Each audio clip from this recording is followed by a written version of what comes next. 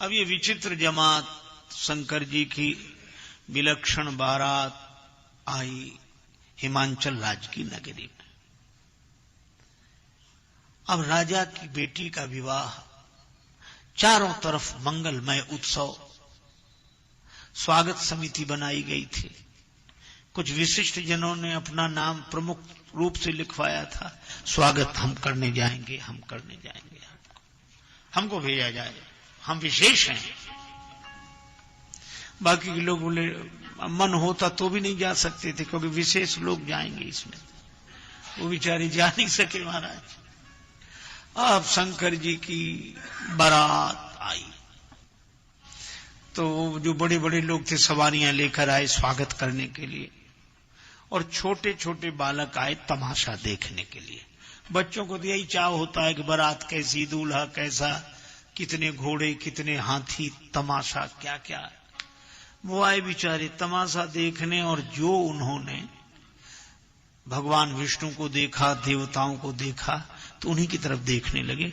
अब बच्चे इशारा करने लगे भगवान विष्णु की तरफ कि ये दूल्हा होगा, और देवताओं की तरफ भी थोड़े से बाराती आए हैं, ये इतने यही है बस। पर भगवान विष्णु तो बड़े विनोदी, मुस्कुराकर बोले इनमें ना कोई दूल्हा है ना कोई बाराती।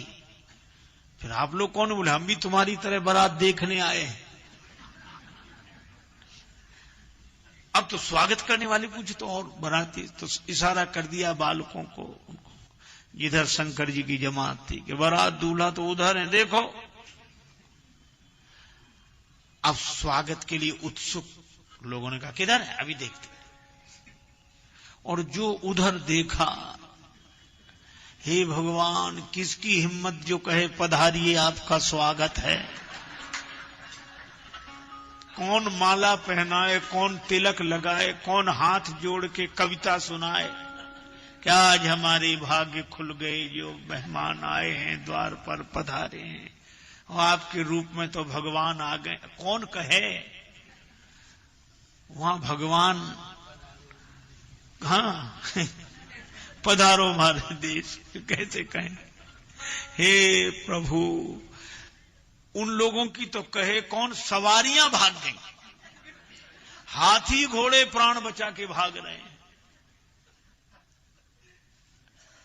बिडरी चले वाहन सब भागे, सब भाग गए। अब जब वाहन भागे तो वो गिर गए, वो स्वागत करने जो आए थे। धम्म से नीचे गिरे और खड़े हुए तो ऐसी बुरी हालत को वो धूल नहीं झड़ा सकते थे, कांप रहे थे खड़े खड़े, क्योंकि उधर देखें इधर देख ही नहीं रहे थे और कांपे। और सबसे अधिक भयावह स्थिति तो तब निर्मित हुई जब बिना सिर के बाराती ने पूछा कि ठहरने का कहां इंतजाम है। हे भगवान, बिना सिर का बाराती पूछे ठहरने का कहां इंतजाम है। अरे राम राम, कांप गए बेचारे।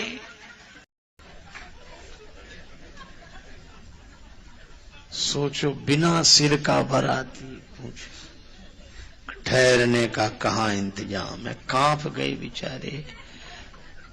चाहे जहां ठहर जाओ, आपको कौन ठहरा सकता है।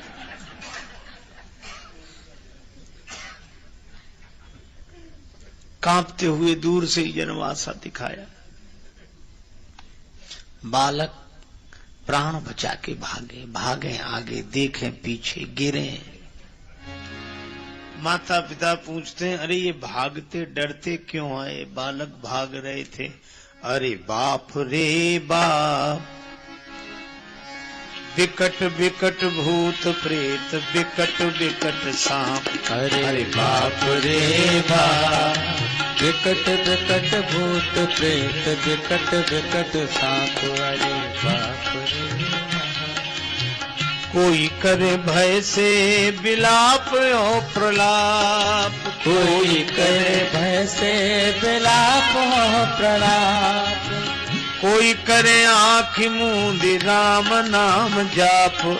अरे बाप रे बाप, विकट विकट भूत प्रेत विकट विकट सांप। अरे बाप रे बाप, विकट विकट भूत प्रेत विकट विकट सांप। अरे बाप रे बाप।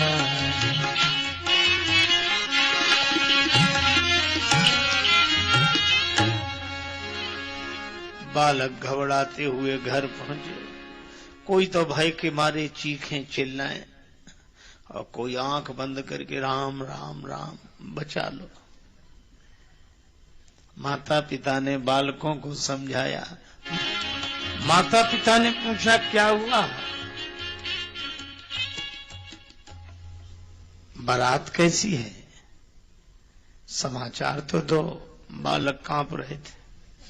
पहले घर का दरवाजा बंद करो। अगर एक भी बाराती आ गया तो पूरी नगरी की कुशलता नहीं है।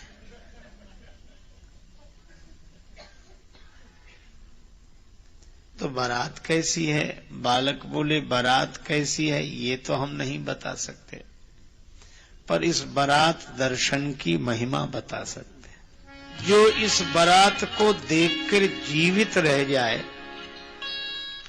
समझ लो उसके कोई पुराने पुण्य हैं, नहीं तो इस बारात को देखकर कोई जीवित नहीं रहेगा। माता पिता ने समझाया डरो मत, जाओ खेलो। बालक बोले खेलो, जब तक बारात इस नगरी में रहेगी हम तो कभी घर के बाहर ही नहीं निकलेंगे।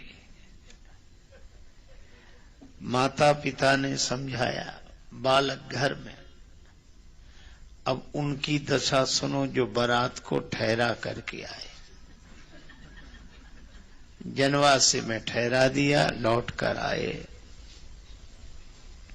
तो कन्या पक्ष के लोगों में स्वाभाविक उत्साह, तो ये पूछ ही रहे थे क्यों बारात आ गई, उनको ठहरा दिया। अब वो कुछ बोले ही नहीं। हम आपसे ही पूछ रहे हैं, बारात को ठहरा दिया है हमसे? हाँ, ये तो ठहर गए। ठहर गए मतलब ठहरा दिया ना, अपने से ठहर गए। तब उनके लिए कुछ चाय और सामान लेकर जाओ। अब किसी और को भेज दो। हाँ, तो तुम क्यों नहीं जाते? जो जाएगा सो पता लग जाएगा। जो एक बार जाए दोबारा जाने को तैयार ना हो, वो बेचारे भोजन सामग्री लेकर गए। अब गए तो वहां कोई दिखे ही नहीं। आवाज सुनाई पड़े, लाओ लाओ लाओ लाओ। ये बेचारे बड़े हैरान के हैं, कहा जो देखा ऐसे दृष्टि की आकाश में उड़ रहे, लाओ लाओ। बेचारे सामग्री रख के भागे। अब कोई किसी से मर्म की बात नहीं कहता। अब शाम को माता मैना ने मंगलमयी आरती सजाई। माता मैना ने बड़ी सुंदर आरती सजाई। सखियां मंगलमय गीत गा रही हैं।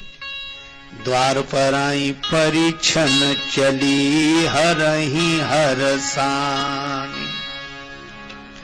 वे भगवान शिव का परीक्षण करने आई हैं। सभी आनंदित हैं। अब इतने में देवर्षि नारद आते दिखाई दिए। माता मैना, अरे पधारो देवर्षि, प्रणाम। आज का शुभ दिन लाने वाले तो आप ही हो। माता मैना ने श्री नारद जी के चरणों में प्रणाम किया। अब नारद जी बड़े आनंदित हैं। माता मैना आने वाले बारातियों को देख रही है। अब बाराती जैसे ही आए तो उनमें भगवान विष्णु जो दिखाई दिए। माता मैना बोली, नारद बाबा यह है दामाद। नारद जी ने कहा कि माता बहुत हल्की बात करती हो, ये तो जो आपके दामाद हैं उनके मिलने जुलने वाले मित्र हैं। अच्छा, तो ऐसे मित्र हैं तो दामाद कैसा होगा? नारद जी बोले ये तो अभी पता लगेगा।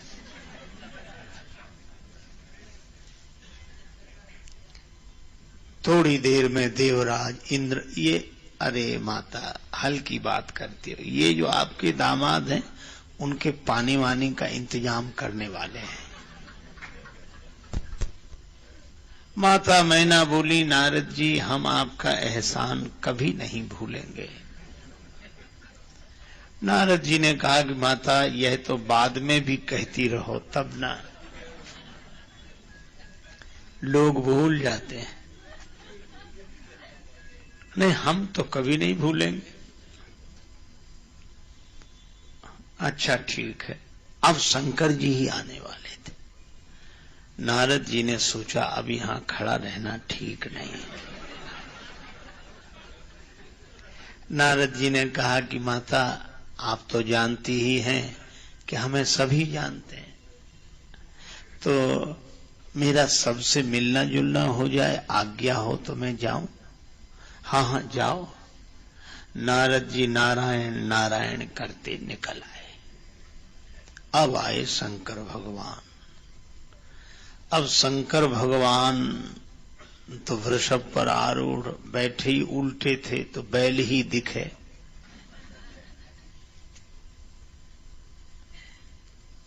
मुनियों ने कहा आप नंदी जी का पूजन कीजिए। नंदी जी का पूजन हुआ। अब दुल्हा, अब जिसकी दृष्टि वाहन पर हो उसे शिव कैसे दिखे? देह पर दृष्टि होगी तो देव दर्शन कैसे होगा? तो देह को घुमाओ, नंदी को घुमाओ, वाहन को उल्टा किया गया, तब दूल्हा सीधे हुए। अच्छा, जैसे ही नंदी जी का पूजन हुआ तो भगवान शंकर बड़े प्रसन्न हुए कि चलो हमारा जो होगा सो होगा, नंदी जी की पूजा तो हो गई। अब बैल को घुमाया गया। अब दूल्हा महाराज सीधे हुए और जो दूल्हा महाराज को देखा, हे भगवान कौन आरती उतारे? मुंह से चीख निकल गई, आरती की थाली गिर गई, जल से भरा कलश गिर गया और माताओं ने घर का दरवाजा बंद कर लिया। और शंकर भगवान उसी तरह शांत प्रसन्न। अब रुद्रगणों को हंसी भी लगे और दुख भी हो। कुछ बोले बाबा चलो अब चलें। शंकर जी ने कहा कहां? घर चलो। और कहां चलने का विचार है? शिव जी ने कहा घर क्यों चलेंगे? इतना बड़ा अपमान हो गया ससुराल के द्वार पर आकर। वर को देखकर ससुराल वाले घर का दरवाजा बंद कर लें, ये अपमान नहीं है? हाँ अपमान तो है। तो चलो चलें। शिव जी बोले लेकिन हमें अपमान लगा नहीं। क्यों नहीं लगा? ये तो देश देश की रीत होती है, शायद यहां की ऐसी रीत होती हो कि दूल्हा महाराज को देखकर ससुराल वाले घर का दरवाजा बंद कर लें। ऐसी ही रीति होती हो शायद। ठीक है महाराज, लेकिन आपको देखकर आपकी सासू माता ने आरती की थाली गिरा दी, जल से भरा कलश गिरा दिया, यह अपमान नहीं है? शंकर भगवान बोले हमें अपमान नहीं लगा। क्यों? हमारी सास बड़ी समझदार है। उन्होंने हमारे सिर पर चमचम चमकते हुए चंद्रमा को देखा। ये चमचम चमकता हुआ चंद्रमा देखकर हमारी सासु माता ने आरती की थाली गिरा दी कि स्वयं चंद्रदेव जिसके सिर पर प्रकाश दे रहे हों उसे जरा सा आरती का दिया क्या दिखाना, इसलिए नीचे गिरा दिया। और ये जल से भरा कलश क्यों गिरा दिया? गंगा जी को दे। गंगा जी की धवल धारा देखी तो माता ने जल से भरा कलश गिरा दिया कि जिसके सिर पर स्वयं गंगा जी ही इतना वर्षण कर रही हो उसे एक कलश जल का क्या प्रयोजन, इसलिए ये कलश गिरा दिया। अच्छा ठीक है महाराज, लेकिन एक बात समझ में नहीं आई। क्या? ये आपकी माता आपको देखकर डर क्यों गई? शंकर जी बोले हमें देखकर थोड़ी डरी, सांप को देख लिया इसलिए डर गई। और ये काल जिसे भी दिखाई देगा वो डरेगा। और काल के ऊपर ही महाकाल है, काल के ऊपर महाकाल, और जो महाकाल को देखेगा वह डरेगा नहीं। इसीलिए अगर हमें देख लिया होता तो जन्म जन्म का डर समाप्त हो जाता, पर हमें देखकर वो डर रही है। इसका अर्थ यही है कि वे उन्होंने सर्प को देखा, हमें नहीं देखा। देवता और रुद्रगण बोले बाबा हमें तो आपकी एक भी बात समझ में नहीं आ रही है। तो ब्रह्मा जी ने कहा कि समझ में आएगी भी नहीं, ये तुम देव ये महादेव, लौट चलो। जनवास से लौटे। उधर माता इतने क्रोध में भवानी अम्बा जगदम्बा को गोद में ले लिया